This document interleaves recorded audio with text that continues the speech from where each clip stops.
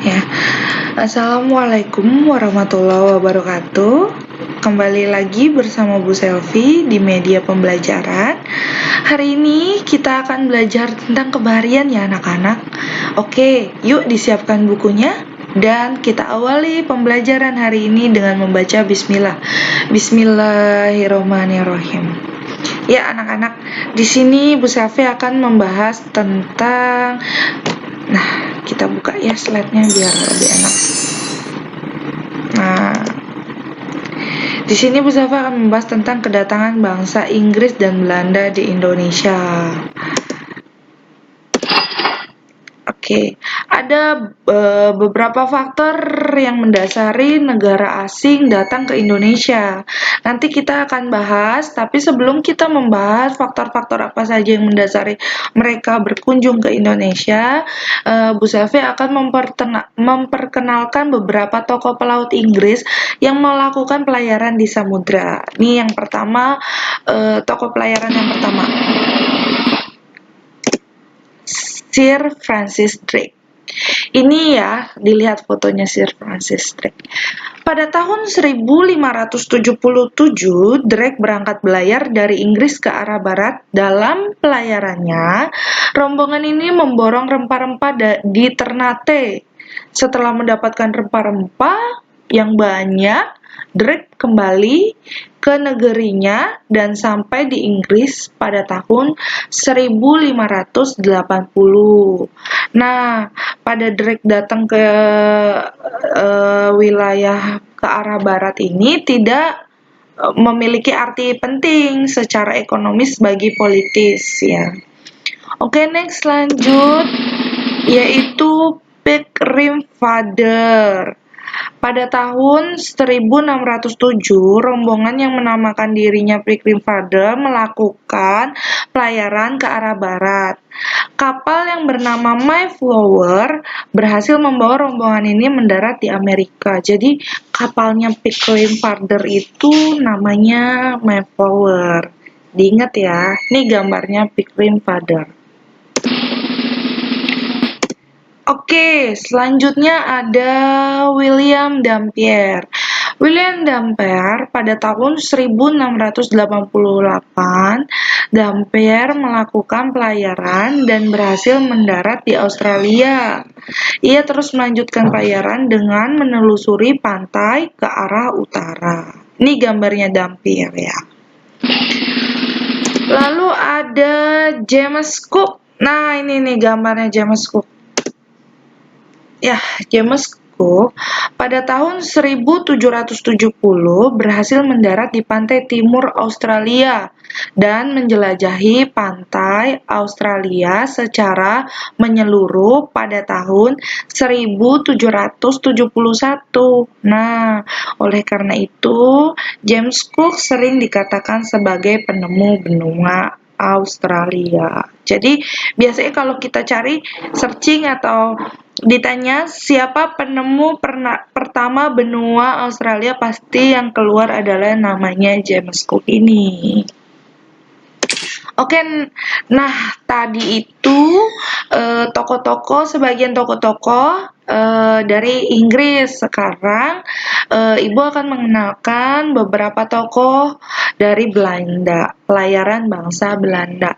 Dalam kegiatan perdagangan, Belanda membeli dagangan rempah-rempah dari Portugis di pusat pasar Lisabon. Ya, nanti kita akan bahas apa itu pasar Lisabon.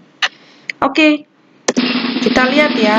Dari Belanda, yang pertama kali akan Bu Selvi kenalkan yaitu Barents.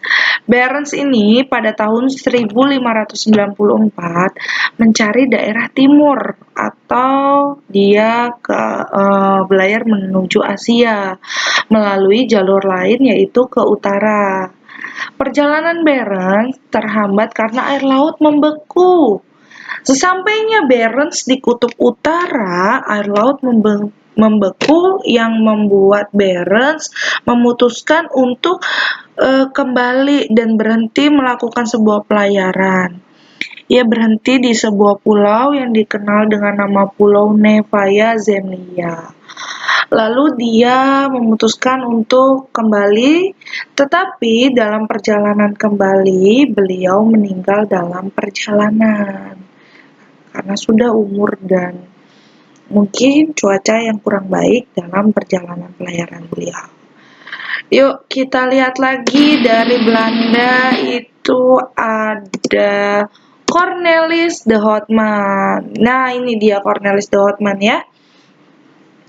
Pada tahun 1595, Houtman dengan 4 buah kapal yang memuat 249 orang awak beserta 64 meriam. Banyak juga ya. Mereka memimpin pelayaran mencari daerah asal rempah-rempah ke arah timur yang ditempuh Portugis pada tahun 1596. Cornelis de Houtman bersama rombongannya sampai di Indonesia dan mendarat di Banten.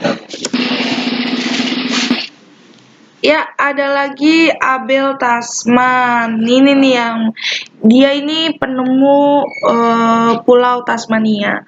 Yuk kita lihat ya. Abel Tasman berlayar mencapai perairan di sebelah tenggara Australia pada tahun 1642.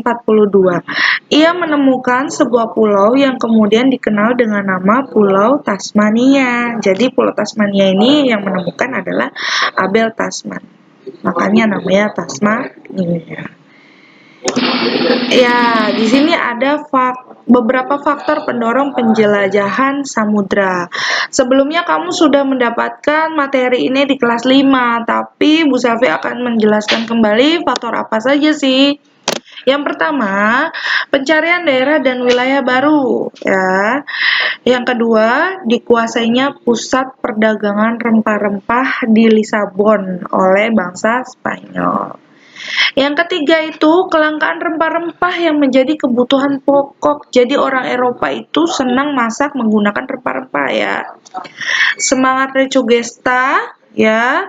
Semangat 3G, Gold, Glory, Gospel ya. Kekuasaan, terus kekayaan dan penyebaran agama Kristen di Indonesia. Lalu perkembangan teknologi kemaritiman yang memungkinkan pelayaran dan perdagangan lebih luas. Sarana pendukung seperti teropong, mesiu, dan peta. Adanya buku Imago Mundi yang menceritakan perjalanan Marco Polo yang membuktikan bahwa bumi itu bulat. Lalu ada juga penemuan bahwa matahari adalah pusat tata surya. Jadi itu ya banyak faktor pendorong penjelajahan samudra pelayaran luar. Oke, anak-anak, cukup sekian pembelajaran hari ini. Sekiranya kalian dapat menerima, kurang lebihnya Bu Safi mohon maaf atas pelajaran hari ini. Tetap semangat, jaga kesehatan, dan terus belajar. Wassalamualaikum warahmatullahi wabarakatuh.